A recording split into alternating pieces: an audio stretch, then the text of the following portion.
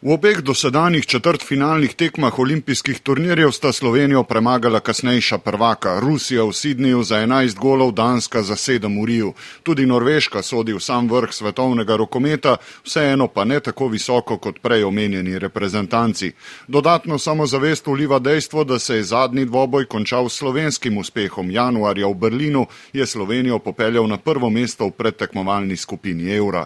V Lilu so reprezentance nastanili v študentskem domu, kjer naj bi po igrah stanovali mladi upi nogometnega kluba, za katerega je pred leti igral tudi Slovenec Mile Ačimović. 12 let star objekt je do letos kot dvorana, ko streho zaprejo, gostil že marsikaj. Davisov pokal in Evropsko prvenstvo v košarki, prvič pa jasno olimpijske igre.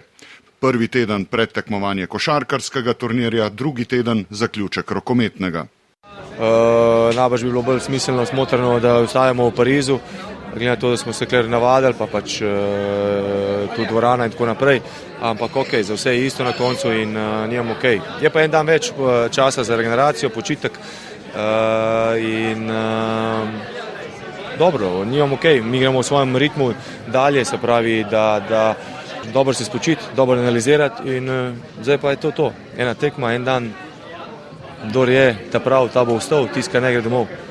Govorili ste o dvomu nekaterih, preden ste odšli na turnir. Slovenija bo težko prišla v četrtfinale, ves čas na nek način potihem trkali, da Slovenija v četrtfinale sodi. Zdaj ste to dokazali. Verjamem pa, da potiho govorite vsaj v sebi, da sodi tudi više. Mislim, da smo več kot dokazali to. Mislim, da smo na tem turnirju, ali bom tako rekel, ne, da smo na tem turnirju. Mislim, odkar smo prišli skupaj, smo rastli in tukaj spravim iz turnirja v turnir rastemo in tudi na tem turnirju spet rastemo in dejansko kažemo najboljše predstave, odkar sem jaz selektor, če tako lahko rečem, tudi najbolj neka konstanta, najboljši rezultati.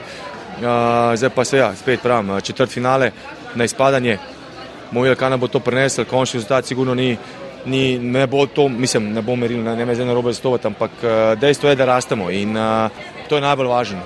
Zdaj pa, kaj nam bo to na koncu prinesel, bomo pa videli. Da izzivi, jaz mislim, ne samo moji, tudi ekipe so glih to, te dvomi, da noben ni verjel v nas, da smo mi res sami pri sebi. Na koncu smo šli neko pot, ubrali, biti tiho, delati, zaprti se in iz tega iztržati največ.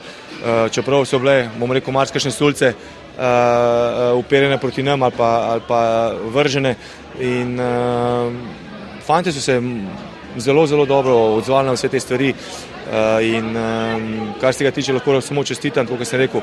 Lahko bi rekel, sem vsem tem delu, kar smo do danes naredili, ponosen na fante, daleč od tega, da smo zaključili. Pred nami je še en vrhunec tega olimpijskega ciklusa.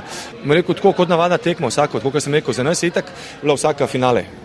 Ne glede s kom smo igrali, so bili za nas finale, kot sem rekel, ker smo se mi skupaj izbrali, smo bili na dnu in je bo treba iz tega izlesti. In jaz bi ne pravim, da se mi nobenega nikoli nismo bali, ampak spoštovati je treba pa vsazga in to je naš spet nek moto.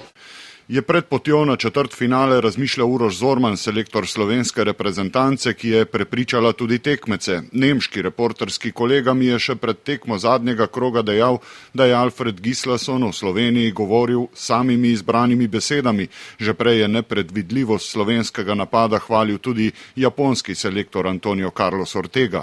Slovenski odbojkari so brez taktiziranja v četrtfinalu po drugačnem sistemu predtekmovanja naleteli na prvo reprezentanco svetovne lestvice. Slovenski rokometaši pa so se proti Nemcem zvito rešili dvoboja z branilci naslova Francozi. Slovenija se je tako znašla v objemu skandinavskih sil, Danske in Švedske ter najprej Norveške. Mi smo samo probali se izogniti nekaterih oziroma nekoga in to je to. Mislim, da je tekmec po meri stari znanec, vemo, da bo šlo na nož. Ena spet prava tekma, kot sem že prej omenil, finale za nas in je pa to življenjska priložnost. Vemo, da smo to, kar smo sanjali pred olimpijado, potihem, so te sanje zdaj živimo. Prišli smo pred neka vrata raja, zdaj pa bomo videli v sredo, ali bomo odprli pa stopili čez, ali bomo pa enostavno obstali klepa, šli domov. Ampak kakorkoli se bo to, karkoli se bo zgodilo, lahko smo ponosni na vse skupaj, kar smo dosegli. Bom rekel, vse, jaz mislim, da je nad pričakovanji in da pišemo eno pravo zgodbo, eno lepo pravljico in da navdušujemo.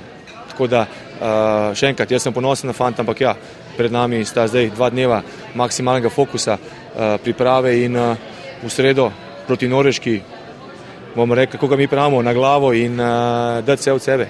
Želim vam, da se seveda vrnete v Pariz, pa ne najprej na letališče, ampak na Trocadero ob Eiffelov stolp, ker tam bodo nagradili tiste, ki zadnji dan osvojijo medalje. Ja, upam, da se res vidimo, ja, tako ja. Medalje sanjajo vsi, olimpijskih rokometnih pa v četrtfinalni druščini imajo samo 3 reprezentance, ob Sloveniji in Norveški tudi Egipt, pred 3 leti v Tokiu 4. Tako je o pritisku in izzivu razmišljal njihov najboljši igralec Omar Jahija. Well, it's both. Everybody's hoping for the medal.